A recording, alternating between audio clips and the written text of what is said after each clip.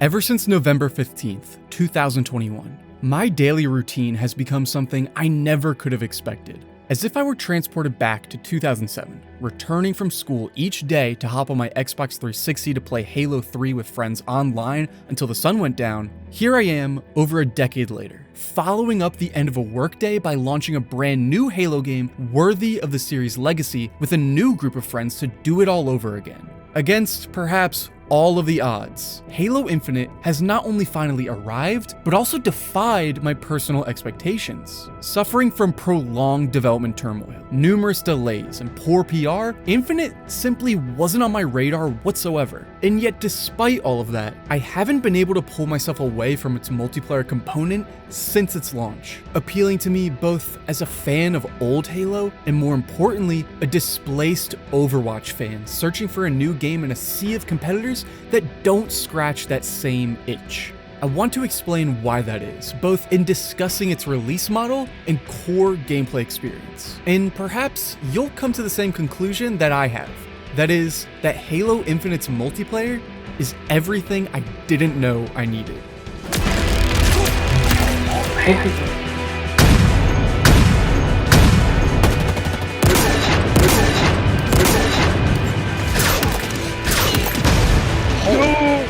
Chase him.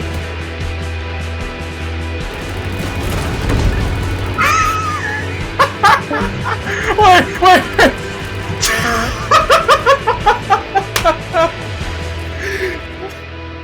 In the years since the failure of the Xbox One's initial reveal, Microsoft has been taking notes and working tirelessly, repairing their image to regain the good faith of gamers, presumably at a loss. Because when you're a tech giant with fuck you money, you can take that risk with intentions to gain a return on investment in the future. However, since that disastrous console reveal, I've admittedly been really hesitant to buy into Microsoft's attempt to regain my trust for a couple of reasons, some to no fault of their own. For one, I simply haven't felt the need to purchase an Xbox or PlayStation console since the 360 generation. PC gaming has already become way more accessible on its own, with Steam running regular sales and providing refunds for a wide variety of purchases within reason. Gamers really hate change, and when third-party publishers began requiring their players to install their own shoddily designed DRM storefronts just to play their games, I had little faith that Microsoft would coerce me into using a platform of their own. The launch of Game Pass for both Xbox consoles and PC nearly changed my mind. But up until just now, the service lacked an exclusive killer app that prompted me to really consider switching over. And by God, did they finally get me, with Halo Infinite pushing me over the edge into the funnel that is the Xbox ecosystem. Everything that Microsoft has been doing has led to this point, releasing their premier flagship game series. The reason people even gave a shit about Xbox in the first place, for free. In an unprecedented move for the franchise, alongside its $60 valued single-player campaign available to new Game Pass subscribers for $1, Infinite sports a completely free-to-play multiplayer component by adopting a cosmetic store and Battle Pass model for monetization. While this model has garnered much criticism from longtime Halo fans on top of its initial poor handling of Battle Pass progression, I can't help but feel that this step was absolutely critical in allowing 343 Industries, a developer with frankly not the best track record, to both regain the trust of Halo's core audience while introducing new players to the franchise and subsequently the Xbox ecosystem. Had Infinite failed to provide no strings attached access to its multiplayer, I may never have even considered giving its campaign mode a shot, consequently getting sucked into the insane value proposition that is Game Pass. I can at least say for certain that regardless of its mishandlings, the reduced barrier to entry has not only got my foot back in the door, it's allowed me to share the experience with all of my friends, even those that don't normally buy into competitive games and AAA releases. I think this choice is allowing the cooperative and communal nature of Halo to really flourish again. And after binging multiplayer for upwards of 50 hours in its first 3 weeks with all of my friends, I'm left shocked at how perfectly Infinite appeals to my sensibilities as a displaced Overwatch player that doesn't want to turn to Battle Royale games or tactical shooters for my FPS fix. Since switching from Overwatch to Infinite, I've quickly come to realize exactly what has put me off from trying tactical shooters and burnt me out on Battle Royale games. No respawn. That's not to say I want a respawn feature added to every shooter game. In fact, I believe that the permanence of death is a fundamental necessity to both genres, leading to a more focused, punishing, and distinctly competitive experience. Let's go, baby! That's what I do! However, sometimes, most times in fact, I don't want a shooter experience that is distinctly competitive. The ability to get right back up after dying leads to a more adaptable, pick up and play experience that's fun to learn and encourages a variety of different playstyles. And I love variety. In Battle Royale games, once I feel comfortable using a particular weapon, I stop trying new ones in favor of sticking to old reliable. When I figure out a playstyle that works for me, I rarely deviate or experiment because the rush that comes from winning trumps all else. And when I'm not punching above my weight, Battle Royale games become really boring. For as long as the BR genre has been relevant, I've had Overwatch to fall back on as a comfortable option that provides a ton of variety in playstyle between its many heroes and roles. But after playing it competitively for so long, I burnt out. There are simply too many caveats to playing Overwatch in its purest, cooperative form, and I, along with the wider player base, have grown tired of trying to communicate and work together with random teammates. Overwatch's best aspect is simultaneously its most exhaustive, so I've come to seek an experience that provides the same potential for variety, but a little less team-dependent, where individual ability can really shine. Variety is where I think Halo has historically shined. In its playstyles, weapons, and modes, there's something for everyone, both competitively and casually. Halo has traditionally crossed over into many different styles of shooter games, with its various gameplay modes and changes in design philosophy, including some similar to the types of games I've longed for a break from. But if you ask me, its most defining multiplayer features feel reminiscent of the classic arena shooter. It's a genre that's recently been lacking severely in mainstream appeal among the trifecta of competitive shooter genres. What that brings to the forefront of the market is a gameplay experience you don't really get in tactical shooters or battle royale games. Namely, a fast-paced, run-and-gun experience with a long time to kill while jockeying for map control in pursuit of power weapons to gain an edge over your opponents. After suffering from a decade-long identity crisis, Infinite seems to have settled on a new experience evocative of past Halo games by focusing on these core ideas.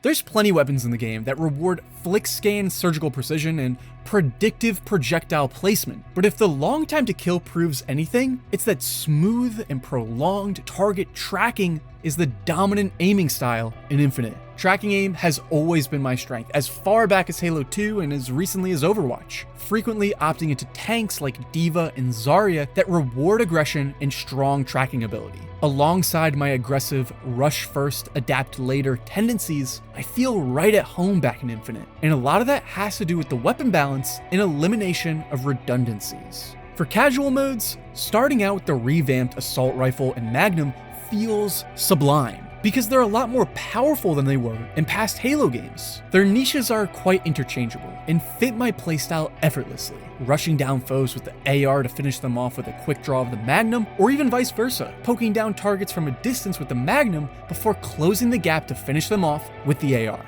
They're incredibly dependable, but not strong enough to forego picking up the slew of new weapons expertly placed throughout the map in accordance with their strength. Power weapons, like the sniper, rockets, or energy sword, are naturally placed in locations in equal distance from opposing teams' initial spawns. But what I think is even more notable is the placement of other less outright destructive weapons that can feel downright oppressive in the right hands, like the series staple Battle Rifle. It has historically outclassed far too many weapons due to its versatility, so when previous Halo games allowed players to begin a match with it, there was often little reason to pick up anything else. Limiting its accessibility like this is a win-win as far as I'm concerned, reducing its oppressive nature while rewarding players for asserting control over its spawn point with a powerful, versatile weapon. The battle rifle itself is merely one weapon, belonging to a subset that each have specific and thematically appropriate properties across its pool of weapons. UNSC weapons are dependable, all-purpose tools that aren't too powerful in any given situation. Covenant plasma weaponry is overall less powerful than most, but excels at stripping shields and automatically tracking targets, a great option for new and mechanically weaker players. Brute weapons all feel a bit unwieldy to use with their low fire rates and massive projectiles, but with a bit of mastery, they feel amazing to use, especially in close quarters with their increased melee damage. The pool of shock weapons is smaller than most, but their lack of distinct properties is more than made up for with their ability to EMP vehicles. Last but not least are the more fittingly abstract hardlight weapons, difficult to get a handle on, but extremely powerful in the right situations. It may not seem too obvious, but ensuring that each new weapon belongs within its subset ensures that every single weapon has its own vision and is easier to keep balanced. Instead of just the Covenant Sniper or the Brute Magnum, you have the Stalker Rifle and Mangler that each shine in their own way, and the same can be said for every weapon, both new and old. While the refinement of the weapon sandbox is an achievement worth gloating over, what I feel pushes Infinite forward even further is its implementation of auxiliary equipment abilities. These have had quite a controversial history, primarily debuting in Halo 3, where their specific uses were often underwhelming. Reach and subsequently Halo 4 really tried to make these abilities a core part of the experience to the tone of controversy, as attaching them to the customized loadout system made them tough to balance and more often frustrating to deal with than actually exciting. Halo Infinite, on the other hand, sports a slew of equipment options that need to be sought out on the map, some old and some new, and they are fucking awesome. Some are more tactical, like the threat sensor and active camo, while others like the repulsor and thrusters are a bit more dynamic and lead to some of the most exciting moments of gameplay.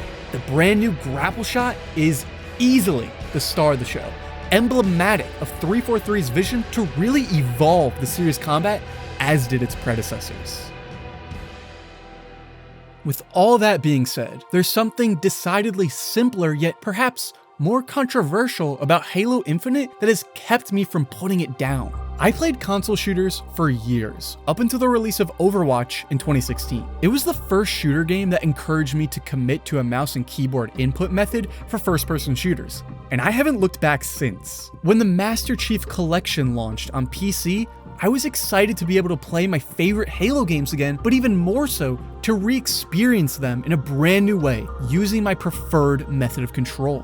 As it turned out, I quickly came to realize that these old Halo games that were designed to be played with a controller first and foremost didn't translate to mouse and keyboard as well as I thought they would, especially in a competitive setting. I remember playing match after match of DMR Slayer and Reach, each time getting destroyed by controller players. While I've never viewed myself as an incredibly skilled aimer, I was mechanically strong enough to achieve a top 500 rating in Overwatch for a time. But when push came to shove in Reach, the only way I was able to get kills was by getting the jump on other players or by flicking for quick headshots in SWAT. When the game so often devolved into strafing duels, coming out on top felt nearly impossible because there were very few options to prevail in fights aside from simply out-aiming the other player. That whole experience really curtailed my excitement for Halo on PC. Not because I felt particularly cheated, but because I'd rather play a game designed for my preferred method of input or one that provides a more balanced experience for each.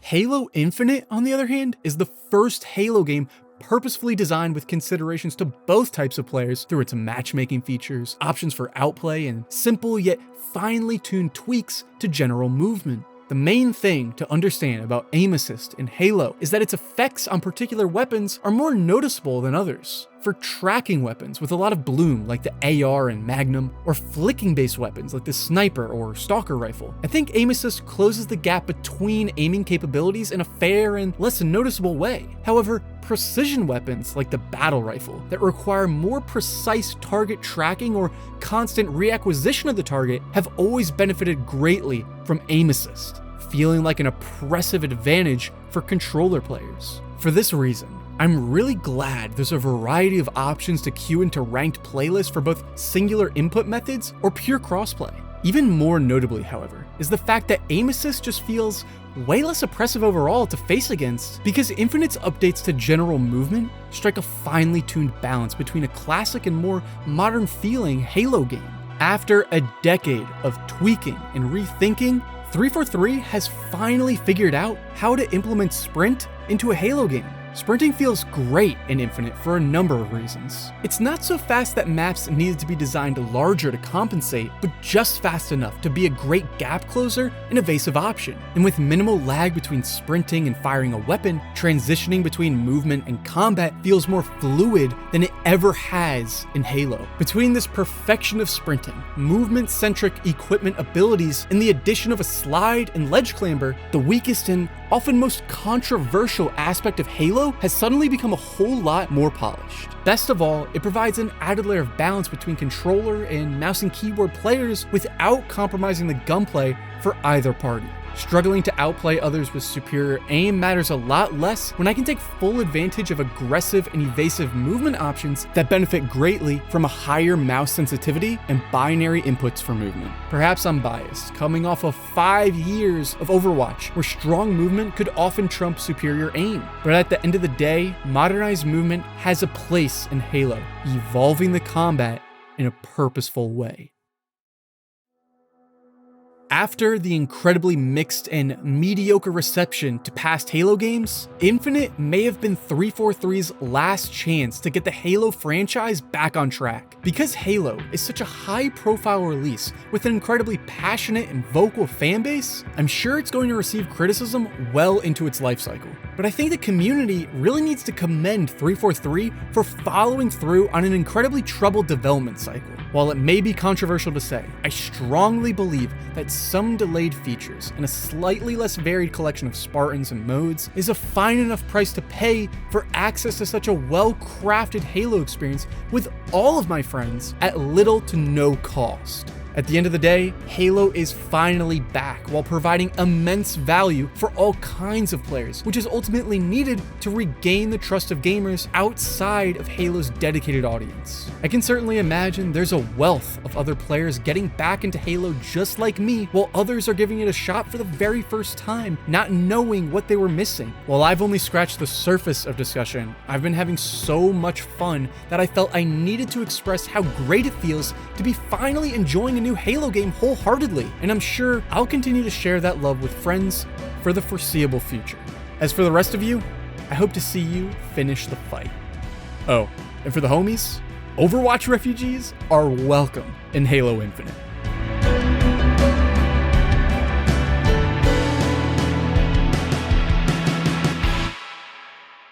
Thanks for watching, and an even bigger thank you to my supporters on Patreon for funding videos just like this one. If you'd like exclusive behind the scenes and early access to videos like this, consider checking out my Patreon page in the description below. Infinite's release has really re-sparked a passion in Halo, so if you're interested in more Halo content in the future, let me know in the comments below. Also, don't forget to subscribe and hit the bell to be notified as soon as my videos go live. Thanks once again for your support, and I can't wait to see you again very soon.